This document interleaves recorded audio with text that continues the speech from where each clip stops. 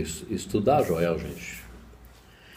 Quem chegou na mecânica quântica e chega no Joel, aí que começa a entender mecânica quântica mesmo. Começa a ver mecânica quântica nas entrelinhas, ele vai dar uma estudadinha em 1, 2, 3 livros, 2, 3 vezes, aí ele vai chegar lá no Jornada, ele vai ver o Joel falando de mecânica quântica, o fundamento esquelético da verdade, aí ele vai falar, caramba, isso aqui não tem nada a ver com o poder do pensamento. Né? Aí ele começa a ter uma maior dedicação à prática e vai com isso adiante. A gente entrou para meditar no final da primeira parte dessa aula, já estalou bem na minha frente assim, a quem já pertence, que é de acordo com o sentido que a gente deu no fechamento da primeira parte aqui. E a ti, porque a gente estava falando daquele sentimento, né? Daquela harmonia, daquela compreensão da presença, que nos tira do mundo da preocupação, do mundo da dualidade, do mundo da temerosidade, do desconhecimento humano a respeito da onipresença. E o indivíduo estabelecendo o grau 1, ele começa a vivenciar isso. Então aí ele entende porque que no começo do caminho infinito está escrito lá, a ti, a quem já pertence, porque não é algo que vai ser construído, é algo que nós vamos conhecer porque ele já está lá, é a nossa própria essência. Então toda meditação, por mais que a gente contemple a palavra, alguma palavra, que a gente converse ali um pouco, elaborando a palavra dentro da nossa meditação, enquanto aprofunda, enquanto se desliga das preocupações do mundo exterior, a própria meditação é um ato de perceber a presença. Tem um áudio do Joel que ele diz que o escuro, eu fechei o olho, às vezes a gente está num lugar claro, a gente fecha o olho e não fica totalmente escuro, né? Mas o próprio ato de estar com os olhos fechados, olhando por trás das pálpebras, é estar olhando a presença. Então se eu estou de olho aberto em qualquer ambiente e eu fico consciente da presença, eu já estou com a presença, porque ela é onipresente, só que ela passa a ser assim, o indivíduo receptivo, o sensível a isso, perceptivo, né? O receptivo, ele começa a perceber, sentir cada vez mais, até que essa presença, ou esse invisível que habita o seu próprio ser, se torne um estado natural de consciência. Então ele tem a companhia de algo que é inexplicável. Inexplicável porque não dá para ele explicar para os outros, sair ensinando. Ele vive na companhia desta presença. Como Joel diz no Caminho Infinito, uma mão forte sobre as nossas ou uma face sorridente por sobre os nossos ombros. Então, para caminhar em direção a isso, é aquele negócio, né? Deixe suas redes e siga-me. O deixe suas redes é porque a rede é atrás de coisas, atrás de melhorias. Não significa que nós não vamos trabalhar pelo sustento ou que nós não vamos fazer o que é dentro da nossa capacidade, do nosso dom. Mas eu não vou mais atrás de fantasias, nem vou sofrer pelo que o fruto do meu trabalho pode gerar em termos de bens. Porque o sentimento do sofrer pelos bens, ou sonhar demais indo atrás de fórmulas mágicas de conseguir coisas, cria este sentimento na pessoa. Lhe dá uma identificação com o ego, de poder do ego, de poder pessoal, de poder da mente. E isso é contrário à prática da presença. Então chega um momento no caminho do praticante em que ele vai fazendo escolhas. Eu vou ficar nisso ou eu vou escolher realmente praticar isso aqui de forma mais séria? Mais séria é o quê? É trocar os subterfúgios, né? Os pensamentos que ele tem, que ele acha que vai produzir algum resultado, porque ele está pensando de forma positiva, por uma compreensão mais elaborada da prática da presença. Então, o próprio ato de sentar, tranquilizar, sentir, né? Aonde eu estou, Deus está, e aonde Deus está não pode haver falta, carência ou limitação, né? Ou doença. Então, estou descansando naquela verdade. Vai aparecer para o dia seguinte? Lógico que não, né? Eu vou aprender a descansar naquela verdade, justamente para trocar o paradigma em mim, para aprimorar o orar e vigiar. Tem não sei se é uma aula, uma palestra, que outro palestrante também disse outro dia, que ele fala assim que tudo no universo já está funcionando com capacidade plena, com força plena. Que o vácuo quântico, enquanto onipresença, ele está criando tudo o tempo todo. A natureza funciona. Quanto tempo demora para uma grama crescer? Ela está crescendo devagarzinho, tá? Quando vai aquelas câmeras aceleradas, ela faz assim, aparece as graminhas tudo mexendo ali, o jardim aparece. Vai aparecer. Então, o ser humano, quando põe a pressão humana da falta da carência, ele está criando ao contrário, está travando. Então, existe uma força natural. A presença é uma força natural da natureza, é o próprio Deus. Então, o indivíduo tem que conhecer isso para ele aprender a permanecer nesta compreensão enquanto ele faz tudo que é normal da vida dele. Porque o ser humano não é uma grama, ele é um ser humano. Então, enquanto ser humano, ele tem necessidades humanas. E essas necessidades humanas não são satisfeitas, porque ele é separado do todo. Ele tem o poder do ego. O ego teme. O ego funciona em cima do sistema medo, insegurança. E aí ele cria problemas. Então, quando a gente fala o modo humano, porque o Joel explica o modo espiritual de viver, estou querendo dizer que as necessidades humanas vão ser satisfeitas se ele adquirir o modo espiritual de viver. O que é completamente contrário do que o espiritualismo, no geral, ensinou, que é o desapego dos bens materiais, que ser espiritual é se desapegar, não querer nada e se conformar, porque a vida é a si mesmo, não desejem ser ricos, vocês vão sofrer. A gente nenhuma vez aqui falou para desejar ser rico, nenhuma. Mas muito menos para não desejar uma harmonia, no mínimo, né? Então, a prática leva uma harmonia na vida material, na vida de relacionamento, é consequência. E o aumento, uma maior harmonia na vida financeira é consequência de uma maior harmonia dentro da prática. Porque se não for assim, se ele não é o próprio testemunho, de que vale isso? Vamos passar fome. A própria Mary Baker Eddy construiu um império da ciência cristã. O próprio Joel, num trecho lá eu acho que é no Jornada mesmo, que ele fala como foi possível uma mulher naquela época construir, né, essa obra monumental que é a Igreja da Ciência Cristã, tal, aquele movimento, aquela organização. Por quê? Porque era a presença nela. Então essa força está em ação. O ser humano tem que aprender a entrar em harmonia, em ressonância harmônica com essa harmonia do universo. É que quando fala universo, o universo pode dar tudo que você quiser. Tem uns vidinhos assim no YouTube. Aí o indivíduo fica pensando que ele vai pedir para o universo, que o universo é obrigado. Ele é o universo.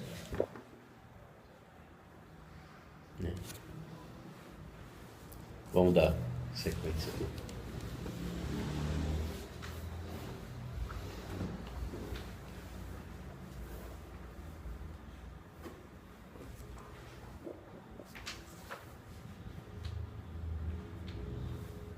Qual foi a última frase aqui? A intuição que atua pelo sentimento. Parou aí. Até o momento, ao orar ou meditar, vinha-nos de imediato uma enxurrada de palavras. Isso aqui ele está considerando que o cara já começou a entender um pouquinho, que a pessoa já começou a entender um pouquinho, ele está tentando aprender a meditar. Até o momento, ao orar ou meditar, vinha-nos de imediato uma enxurrada de palavras e pensamentos. Talvez estivéssemos começando a reafirmar a verdade e rejeitar o erro. É porém evidente que isso ocorria completamente no domínio da mente humana. Então, ao orar ou meditar, vem uma enxurrada de palavras e pensamentos.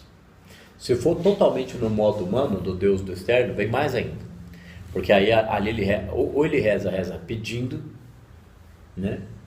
E ele termina as suas orações desejando que algo faça algo por ele. Ele já termina com dúvida. Porque ele sabe que ele pediu para algo que ele está pedindo há muito tempo já. E de vez em nunca parece que vai acontecer uma coisa, não acontece. Então vamos ler de novo. Até o momento, ao orar ou meditar, vinha-nos de imediato uma enxurrada de palavras e pensamentos. Agora, o que ele está dizendo aqui é que quando a gente entra pela prática, começa a entender a meditação contemplativa, talvez estivéssemos começando a reafirmar a verdade e rejeitar o erro.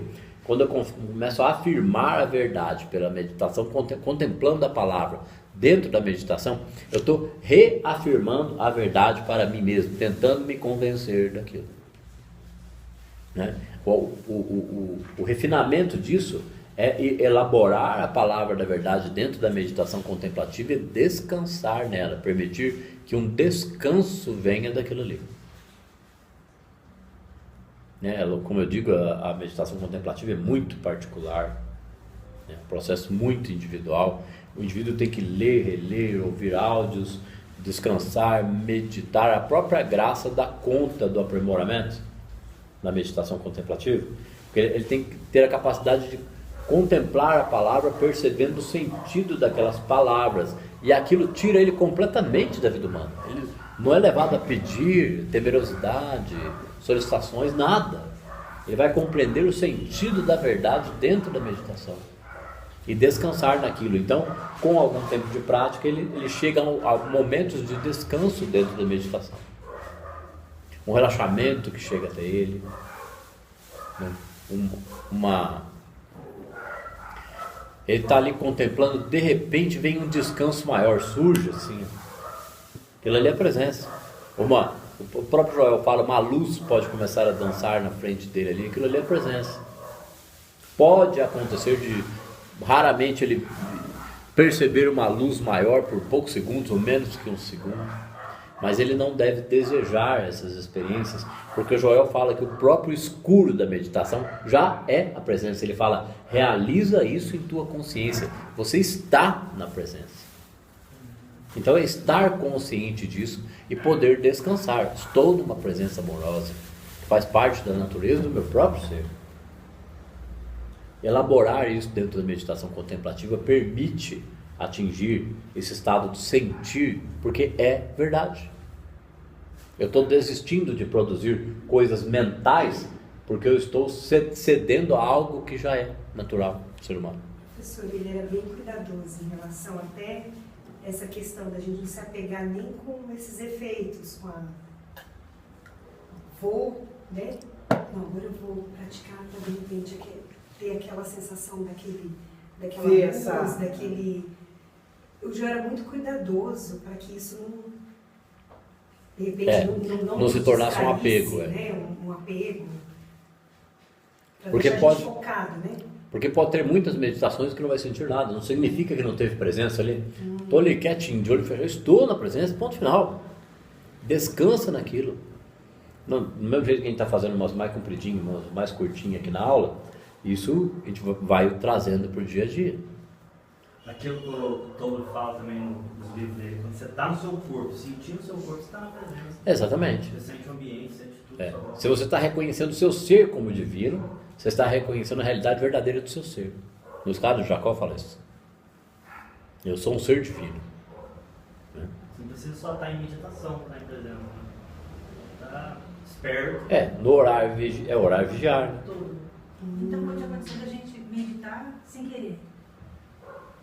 Assim, tá parado, assim, de repente você acorda, estava meditando sem perceber que, sem querer entrar.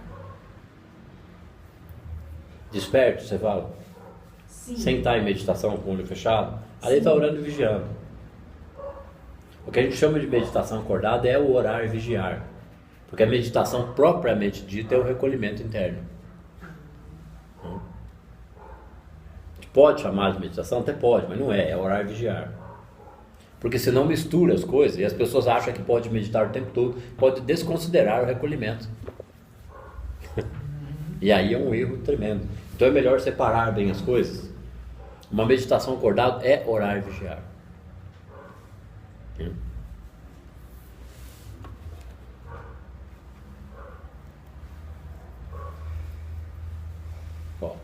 Até o momento, ao orar ou meditar, vinha-nos de imediato uma enxurrada de palavras e pensamentos. Porque a gente começa, a gente vai jogar a palavra ali com tudo. A gente vai, para sair das preocupações, das tensões, humanas normais, nós vamos contemplar, só que contempla e vai aprendendo a descansar, perceber o sentido daquelas palavras, descansar nelas. Talvez estivéssemos começando a reafirmar a verdade e rejeitar o erro, porque o erro é a desarmonia, o erro é temer o mal, temer a falta, temer a carência, e ali, como eu não estou pedindo nada, estou contemplando a palavra da verdade, tem que haver um descanso. É, porém, evidente que isso ocorria completamente no domínio da mente, ou seja, quando a gente começa a prática, começa a compreender a meditação contemplativa, ainda está no domínio da mente humana, não importa, é preciso preencher a mente com a verdade. A presença também não está na mente, sei que a gente sabe disso, tá, só que a mente está poluída pelo paradigma, pelas necessidades. Então nós devemos preencher a mente com a verdade até que ela fique tomada pela verdade. A mente tomada pela verdade, ela é a própria verdade. Aí ela vai começar a perceber a alma ou o espírito. É o passo seguinte. Ao cultivarmos o sentido espiritual, tornamos-nos receptivos aos pensamentos que emanam das profundezas do nosso ser. Ou seja, enriquecendo a mente com a verdade, nós nos tornamos receptivos aos pensamentos que emanam das profundezas do nosso ser. Ou seja, eu estou receptivo, a coisa vem. Que nem a hora que nós fomos meditar, que eu fechei o olho, veio a ti, a quem já perdi essa semana, eu me peguei numa pequena situação de preocupação, mas mínima, né? E de olho aberto, porque de olho aberto nós vamos ficar receptivos. É o contrário de meditação, mas percebe o que você estava falando, né? Veio assim imediatamente como um raio, tu és livre. Que seria uma pequena situação que me colocaria numa situação de me sentir preso ou limitado. Então, para me reinterpretar aquilo imediatamente, veio mais rápido que um raio. Tu és livre. Tipo assim, por que temos essa situação? Isso não pode te fazer nada. Foi isso que esse tu és livre quis dizer. Para mim, naquele instante, não temas. Tu és livre. Então, você percebe, aquilo veio tão rápido que aquilo não veio da tua mente. Mas aquilo veio da receptividade à verdade, da mente preenchida pela verdade. Um pequeno exemplo, né? Ao cultivarmos o sentido espiritual, tornamos-nos receptivos aos pensamentos que emanam das profundezas do nosso ser. Vem do self, vem da centelha, vem de dentro, vem do espaço sideral. Então, a gente se tornando receptivo, esses pensamentos que surgem por estar receptivo à verdade, surgem do centro da consciência. Porque o centro da nossa consciência é a realidade verdadeira do nosso ser, a harmonia da presença, a centelha ou o self, né? Neste estado, a sintonia com o espírito é tal que sentimos a harmonia do ser, sentimos a presença real de Deus, nem que seja dentro do insight, tá? Só naquele momento, no começo. Transcendidos os 5 sentidos materiais, nossa faculdade intuitiva fica desperta, receptiva e sensível às coisas do espírito. E após este renascimento espiritual, começamos uma nova existência.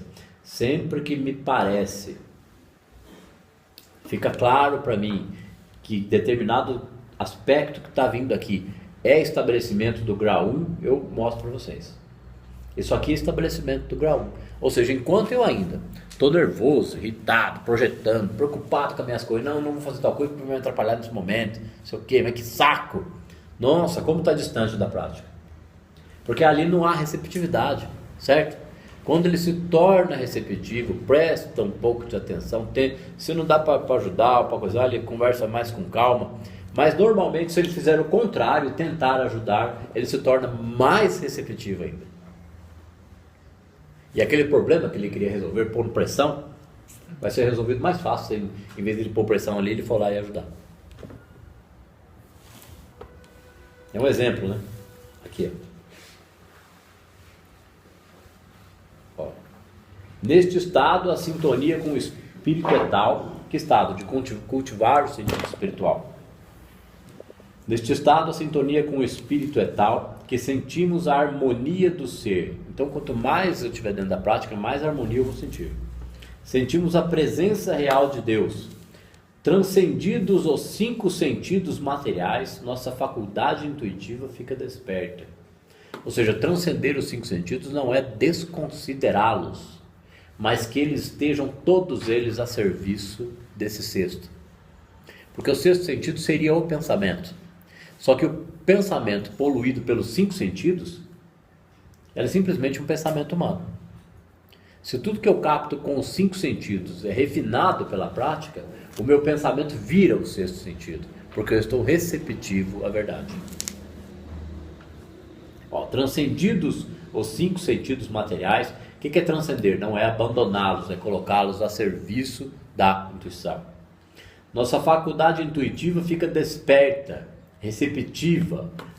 Nossa faculdade intuitiva fica desperta, receptiva, porque eu não estou escravo dos 5 mais. Eu percebo todos os 5 sentidos, mas a receptividade está ali junto. E após este renascimento espiritual, receptiva, nossa faculdade intuitiva fica desperta, receptiva e sensível às coisas do espírito. E após este renascimento espiritual, isso aqui é uma primeira transição, tá, gente? A primeira mudança de nível de consciência é esta daqui.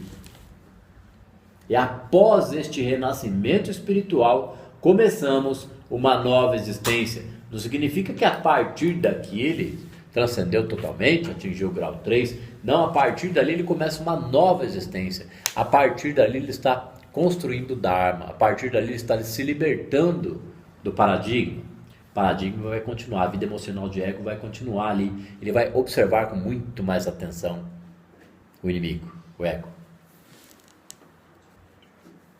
Estávamos até aqui ocupados com... Então, o caminho, a gente está fazendo um estudo mais profundo do caminho infinito. Certo? A pessoa que leu o caminho infinito 5, 6, 7, 8 vezes, eu não estou exagerando, gente, porque quando eu pus a mão no caminho infinito, eu levei 2 meses para ler meia dúzia de vezes. Aí depois eu fui e li, que eu já contei, eu vou contar de novo, porque é importante. Li 9, o praticando, li 9, não praticando não, li 9 a cura pelo Espírito, 9 a trovejar, e voltei aqui e li mais 5. Quanto tempo durou isso? E 2, né, do praticando presença? 1 ano. Então, como que não vai perceber o que está escrito aqui? Você lê de novo, você percebe, você está com dificuldades ali tremendas que eu estava. Tá aqui, tá ali, você entende. Puxa, mas não é isso que eu estou sentindo. Não é isso que está acontecendo na minha vida. Aonde está o erro? E mesmo estudando dessa forma, foram 3 anos dando murro e ponto de faca, eu já falei, acho que umas 20 vezes aqui na aula. Não precisava sofrer tanto, podia ter entendido antes. Era tudo resistência do ego, pressa, ansiedade, raiva. Raiva por estar me sentindo incompreendido de estar fazendo o trabalho que eu queria fazer, porque o entorno veio para cima que nem um exército.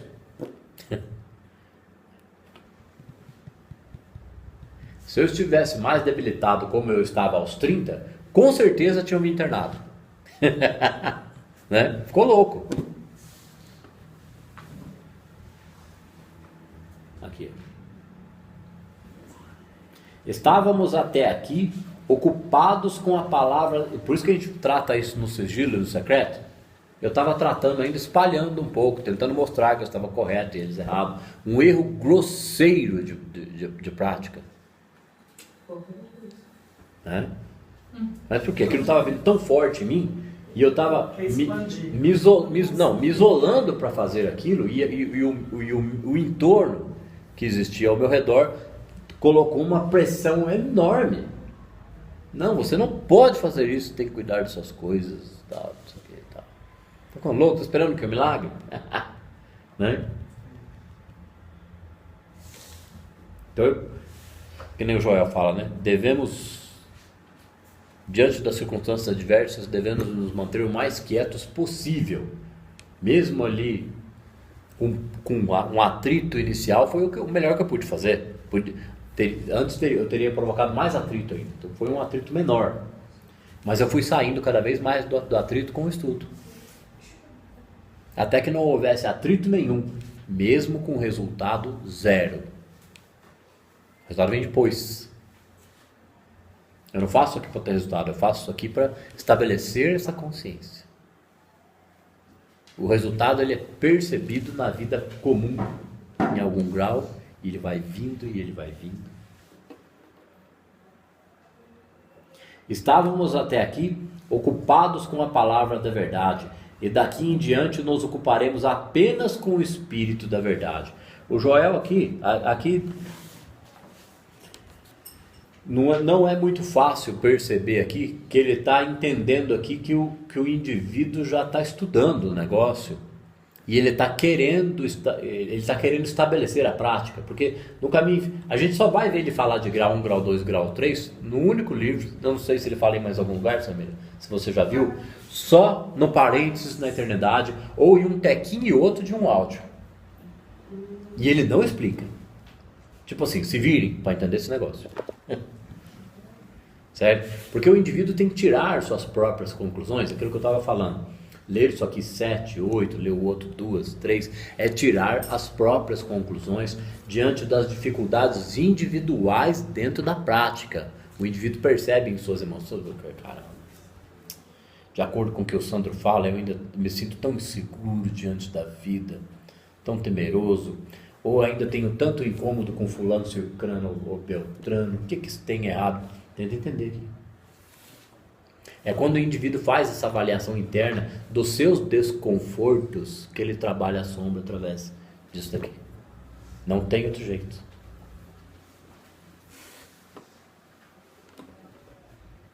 Então ele entende que o indivíduo já está estudando e que ele está compreendendo já o estabelecimento o estabelecimento da prática. Vamos esquecer esse negócio de grau 1, certo? O que é estabelecer a prática? Disciplina da alma, prática da presença. Está compreendendo a prática. Se ele não estiver praticando, entendendo o que é prática da presença, ele estiver metido em muita ansiedade, projeção, e que prática que está tendo ali? Nenhuma. Por isso mas ele pode estar numa disciplina, entendendo? Puxa, olha, disciplina da alma é isso. Até que ele percebe que disciplina da alma, prática da presença é uma coisa só. Aí ele vai entender o que é prática da presença em seguida. Primeiro ele vai entender melhor o que é disciplina da alma. Estávamos até aqui ocupados com a palavra da verdade, ou seja, a gente se ocupa com a palavra, com a meditação contemplativa, a gente ainda não sente, está tentando trocar o paradigma, puxa, eu compreendi que mecânica quântica é sentimento e não pensamento, e agora, porque eu não sinto. E daqui em diante, nos ocuparemos apenas com o Espírito da verdade, que é o sentir, a receptividade, e isso não significa que eu vou deixar a palavra. Ok? Só que eu não vou estar com aquela preocupação excessiva em entender a palavra. Eu continuo, porque aí eu comecei a entender. Estávamos até aqui ocupados com a palavra da verdade. Então o primeiro passo é se ocupar com ela. E daqui em diante nos ocuparemos apenas com o Espírito da verdade. Já não nos interessa saber o que seja a verdade, porque ele já está sabendo. Não interessa mais saber o que ela é. Ele já sabe o que ela é, ele está na prática dela. Mas sim em sentir a verdade. Ele vai continuar estudando, gente, áudios, livros, Joel, meditação, mas ele vai procurar sentir a verdade. Se a verdade é essa harmonia do meu ser, que é a própria presença em mim, por que eu ainda não a sinto? E se ele não a sente, ele não joga a culpa disso sobre sua própria cabeça, ou não deve se sentir frustrado com isso. Ele pode até se sentir, gente, mas fica um aviso. Se sentir frustrado com isso é um empecilho. Porque o sentimento de frustração é um sentimento. Mas eu sinto e agora eu faço o que com isso? Tudo bem, não tem problema se sentir frustrado. Mas vamos ver, o que é frustração? É a ação frustrada. O indivíduo está numa determinada ação. Esquecemos esse assunto aqui. Ele está com um objetivo, está fazendo tal trabalho. Aí ele tem a sua ação frustrada, ele foi impedido de realizar tal execução do trabalho, de alguma coisa do dia dele ali. Ele teve o bandido vai assaltar o banco. Acho que é um exemplo bem nítido, né? A polícia vai e prende o meliante. Ele teve a sua ação frustrada, certo? Certo? Então, frustração é uma ação frustrada. Se eu tiver com uma ação da prática frustrada, eu estou com frustração. sentimento de frustração, estou me sentindo frustrado diante da vida, é que a prática está inadequada. O aperfeiçoamento da prática elimina o sentimento de frustração. Por quê? Porque a ação da prática não está frustrada, porque ele está aperfeiçoando a prática. Eu tive uma ação frustrada. Teve um quê? Uma ação frustrada essa semana. Quer falar disso? É Não, bom pra se você quiser, falar, se quiser. Eu dar um exemplo para mim aprender. Então, se está te dando vontade, por favor. Então, eu bati o carro e assim, na hora, acabou, eu e a menina, a gente estava as duas culpadas. Não tem essa de não, né, ela me bateu ou eu bati nela. A gente entrou junto na mesma faixa. Aí parou, a menina tremia muito, com muito susto, né? Aí eu falei, puxa, o santo fala que tem que reinterpretar. Então, o que aconteceu? A menina foi embora e a gente não combinou nada. Eu fiquei com o meu prejuízo, ela ficou com o dela. Então, assim, parece frustrada, né? Que bati, não resolvi nada, ela não... Mas eu acho que aí não foi uma ação frustrada, foi uma ação correta, né? Porque Me parece que as duas estavam erradas, então cada um ia ficar com seu prejuízo. O fato de você ter pensado assim, puxa vida, o Sandro falou que a gente, né, tem que procurar reinterpretar, então você estava dentro da ação da prática. Não foi uma ação frustrada da prática, foi a própria ação da prática. Deixou pra lá, né? Não encanei também. O ego se sentiu frustrado porque não agiu em É, defesa o própria, ego ok? não age, né? Tá claro isso? Foi o ego. Mas a ação da prática foi perfeita. Então, aí depois meu filho falou, mas mãe, eu falei, não, deixa pra lá. Mãe, não, deixa pra lá. O que seria uma ação da prática frustrada nesse caso? Ficar remoendo aquilo ali. Sim. Caramba! E esquecer completamente da prática. Olha meu carro, amassou, mas que desgraça. Ai, que ódio. Aí a prática está frustrada, podada, eliminada, Ou culpar zero. o outro. Então, também. E eu, né? eu trabalho, né? Eu uso o carro para trabalhar, né? Todo dia eu olho assim, nossa, nem vejo mais. Gente, cada aparente negatividade no caminho do praticante é apenas mais um exercício para a elevação do seu nível de consciência. É uma pedra de tropeço. Quando as pedras de tropeço não forem necessárias, elas serão afastadas. Você não precisa empurrá-las. Então aí não acontece mais. Tem uma passagem que fala sobre isso. Então, se aconteceu, foi porque eu criei. Eu Se eu- fiquei pensando nisso. É. Como que eu atraí isso? Como que eu criei? Eu vou dar um exemplo. Por quê? Eu gosto da arte de dirigir, certo? Por quê? Esse lado vocês não conhecem. O indivíduo que dirige, gente, ele tem que enxergar aqui, ó. Ontem eu estava na Marginal, em duas situações, eu quase bati lateralmente, mas de passar assim, ó, com arrancar tinta. Ô Sandro, é o tal do ponto cego, né? É, o ponto cego, Você tem que enxergar aí. certo? Lateralmente. As duas foi coincidentemente pelo lado direito, né? Uma tarde e uma noite. Mas foi é como se você segurasse com a mente, né, a situação. Não houve um milímetro aqui no volante, mas uma percepção ali evitou o encosto lateral. Eu estava trocando de faixa, veio o outro, trocou mais rápido. Podia ter batido lateralmente. É uma atenção tranquila ali. Quem que está resolvendo aquilo ali? É a presença. Você precisa daquela batida ali? Se estiver precisando, vai bater. acontecer. Hã? É o nível de atenção à prática, estar na presença. Tá, e aconteceu alguma, que não seja essa, ou qualquer outro exemplo. Aconteceu uma coisinha chatinha, que se dane, né? Se eu estou na presença de Deus, isso aqui é nada. É só assim que eu me torno receptivo. Se eu sofrer com o problema que aconteceu, não tem receptividade. Olha só a mudança de paradigma. Catarse. Só que essa é a catarse adequada, direcionada, consciente. Outra é a do indivíduo que quer compreender isso aqui e continua sofrendo demais.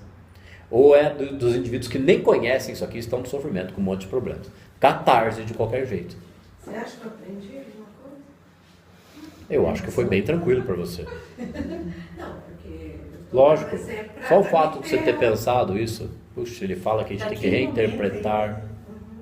momento, você pensa. Não fiquei nervosa, fiquei tranquila, não falei nada, assim. Mesmo depois, não ficou ruim? Não, não tô. Vamos lá. Não tô. Ó, Quando der, já não nos interessa saber o que seja verdade, mas sim em sentir a verdade. Então, sentir a verdade num fato desse ali, ficar calmo, tranquilo. Né? E isso conseguimos na medida em que dedicarmos menos empenho na letra do que a receptividade ao sentir. Esse menos empenho na letra não significa ler menos, tá, gente?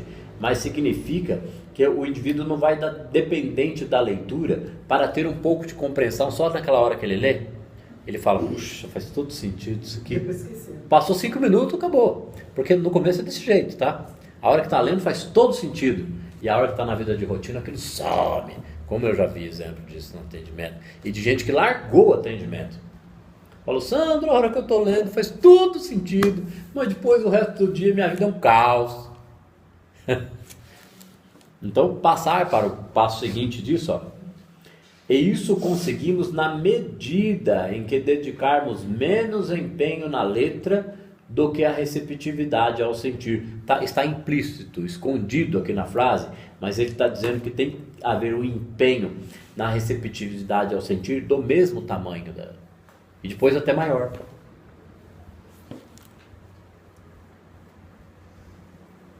A palavra sentir, aliás, se refere também à revelação, à consciência e ao sentido da verdade. Agora já não estamos falando da verdade, e sim recebendo a verdade. E aquilo que recebemos no silêncio, podemos falar abertamente com autoridade. A gente pode dizer aqui que nessa frase que tem a essência do tal do sentir da mecânica quântica. Porque o sentir por povo parece estar muito relacionado ao pensamento. Então eles acham que pensar positivo vai mudar a situação deles. Muda uma questão de começar a pensar um pouco melhor. Isso não é, isso é verdade. A pessoa passa a pensar melhor porque se ela conseguir parar de ser negativa e pensar positivo, mas o problema está no sentimento. É uma melhora? É uma melhora, mas o problema está no sentimento. Cadê aqui?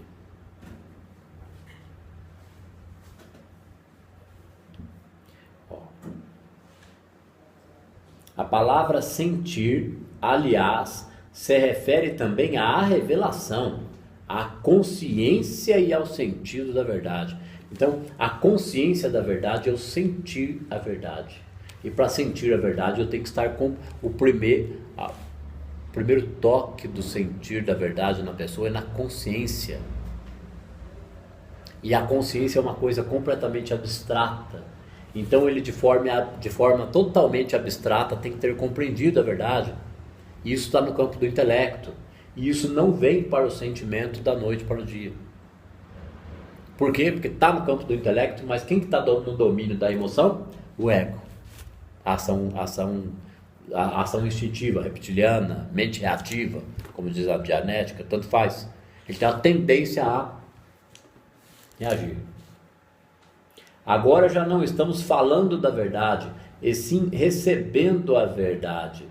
E aquilo que recebemos no silêncio, podemos falar abertamente e com autoridade. Ó. Agora já não estamos falando da verdade. É a mesma coisa quando a pessoa está tentando ajudar alguém, tentando explicar para alguém. Ela está falando da verdade. Mas se ela não tiver um sentimento da verdade nela, fica difícil dela se fazer entender. Né? E se ela tiver um sentimento da verdade nela, um pouco, ela não vai tentar se fazer entender para quem não está próximo disso, gente. Porque ela já tem um sentimento, percepção, de que é arrumar confusão. Então, aí o outro não é inimigo, certo? Nós reconhecemos o Cristo no outro para levantar a consciência dele e para levantar a nossa própria. Então a gente não se opõe ao mal, não que a pessoa seja do mal, mas se ela está na dualidade e não na compreensão do Dharma ou da presença, a gente não pode se opor àquela circunstância. Agora já não estamos falando da verdade, e sim recebendo a verdade. Por que recebendo? Porque ele está no sentir, ó. Aqui, ó. Volta um pouquinho antes, ó. E daqui em diante nos ocuparemos apenas com o Espírito da verdade. Já não nos interessa saber o que seja verdade, mas sim em sentir a verdade. E aí a gente pula para a última frase, ó. Já não estamos falando da verdade, e sim recebendo a verdade. E aquilo que recebemos no silêncio, porque a verdade é recebida no silêncio, na receptividade interior mesmo acordado. Ok?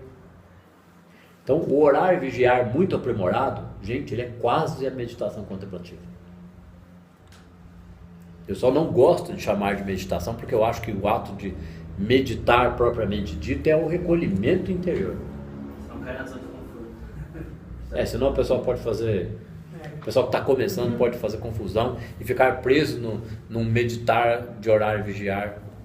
E ele não percebe que dentro desse orar e vigiar, ele está cheio de sofrimentos e limitação, ele não consegue trabalhar aquilo. Porque quem vai... A gente preenche a mente com a verdade, mas quem vai promover o sentimento disso é a graça. E a graça não é uma ação da vontade de Deus. Agora eu vou jogar um pouquinho de graça nele aqui. Porque a graça é a própria ação da presença, é a harmonia da presença. Então o indivíduo tem que estar receptivo a ela para senti-la. Ele tem que cultivá-la para senti-la. E aquilo que recebemos no silêncio, podemos falar abertamente com autoridade. Então o indivíduo começa a ficar tão centrado na prática, que ele fala menos bobagem. Ele pode continuar alegre, fazendo umas brincadeiras, não tem problema. Mas quando ele percebe que tem qualquer situação que ele pode orientar, porque essas situações começam a acontecer ao redor dele. Primeiro ele tem muitas pedras de tropeço. Depois os nós chegam a ele para que sejam desatados. É diferente. Então ele vai dar uma palavra amiga ali, mas vai ser a presença. É a consciência dele da verdade falando com aquela pessoa, nem que seja de forma sutil, tranquila, sem falar exatamente desse assunto, mas entra alguma coisa ali. Pode entrar como palavra reconfortante e acolhedora, mas entra muito mais ainda pela consciência dele da presença, porque ele está reconhecendo que não há poder naquela circunstância do indivíduo. É mais importante que a palavra, porque esse posicionamento de reconhecer que não há poder na circunstância problemática do indivíduo, ele deve ser aprimorado antes que a pessoa possa aqui, ó, falar abertamente com autoridade. Porque essa autoridade vai ter que ser uma autoridade comedida, tranquila. No começo ele pode cometer alguns exageros, tá, gente? E aí ele vai perceber rapidamente que esses exageros voltam como uma pedradinha. Às vezes demora. Eu fui meio teimoso nisso, de vez em quando ainda dá uma gafe. Ó, a cura espiritual é o resultado natural de uma consciência divinamente iluminada, mas esta iluminação só nos é dada na medida em que estejamos receptivos e sensíveis a ela. A cura espiritual é o resultado natural, ou seja, é natural, de uma consciência divinamente iluminada. Se a consciência se ilumina, o que é uma consciência iluminada? Ela desperta para a verdade, por isso que ela se ilumina. Iluminação é compreensão, harmonia. A consciência divinamente iluminada recebe a cura espiritual como resultado natural. Então, realmente está curando alguma coisa? Não. Está apenas desfazendo o erro, a ilusão da crença no erro, no problema. Então, o que a gente chama de cura espiritual é o retorno ao estado natural do ser, a harmonia. Porque, na verdade, não há o que curar. A gente usa a palavra cura porque é a que cabe dentro do vocabulário terreno. Certo? A cura espiritual é o resultado natural de uma consciência divinamente iluminada. Ou seja, o divinamente iluminado é o conhecer deste caminho, é a própria prática, traz a cura espiritual para a vida da pessoa. Então cura a vida mental, a vida moral, a vida ética, a vida profissional, a vida afetiva, vai curando, vai curando. Mas não vai curando o que está passando, o metiolato ali. Vai curando porque a pessoa não está mais criando aquilo. porque ela está conhecendo a verdade. Então ela está vivendo a verdade, sentindo a verdade. O que acontece? Harmonia. Mas esta iluminação só nos é dada na medida em que estejamos receptivos e sensíveis a ela. Ela vai sendo dada devagarzinho, na mesma medida em que eu me torno cada vez mais receptivo e cada vez mais sentido. E ela não é dada por ninguém, e nem é negada. Ela é desenvolvida na consciência do próprio indivíduo. Por isso que parece que ela vai sendo dada, porque ele vai percebendo como se ele estivesse ganhando aquilo, né? É um mal entendido associarmos a ideia de imortalidade à pessoa humana ou ao sentido individualista de eu. É um mau sentido associarmos a ideia de imortalidade, que a imortalidade seria essa percepção da harmonia crescente, certo? É um mau sentido associarmos a ideia de imortalidade ou de harmonia da presença, vamos melhorar a coisa, à pessoa humana, que a pessoa humana é a que está presa no paradigma, ou ao sentido individualista de eu, porque ele quer eu primeiro que se dane os outros, eu quero me sentir bem. Ai, mas se o outro não me ajudar a me sentir bem, que praga, que desgraça. Olha como eu fui. Ai, o entorno está vindo por cima de mim, a culpa é deles e não minha. Vamos estudar mecânica quântica, que nem a gente já viu. Né? Aí se a gente fica, né? Falar isso para as pessoas, vai piorar a nossa situação. Então nós não podemos associar a ideia de imortalidade à pessoa humana ao sentido individualista de eu. É entendendo a presença, o todo em nós e no outro, por trás de todas as circunstâncias, que nós vamos sentindo esses insights de imortalidade, que a imortalidade é a harmonia desse sentir da presença. A morte não produz a imortalidade, nem põe fim ao sentido do eu. E tampouco a continuação do humano viver leva à obtenção da imortalidade. Mesmo se o ser humano continuasse vivendo por muito mais tempo do que ele vive, ele não ia sentir imortalidade. Ele ia sentir maior pressão da dualidade nele. Imagina viver 500 anos aguentando essa pressão. Por isso que não fica aqui muito tempo. Que aí vai, dá uma retificada, volta sentindo a presença de novo, né? Espírito Santo, a harmoniazinha do bebezinho, dá uma retificada ali para ele. A morte não produz a imortalidade e nem põe fim ao sentido do eu. Ou seja, quando a gente morre, a gente não sente que é imortal e nem sente que terminou o sentido de eu. Não entra em presença porque morreu. Continua sentindo mortalidade e eu. Só que do lado de lá é um pouco pior, porque ele está mais sensível. Então por isso que sente, morreu, aí que sente, morri, nossa, ferrou. Aí sente a morte mais forte, ele sente uma morte. Por isso que tem essas imagens arquétipicas aí, essa ideia geral do purgatório e do umbral, que é o nível de consciência que a pessoa sente.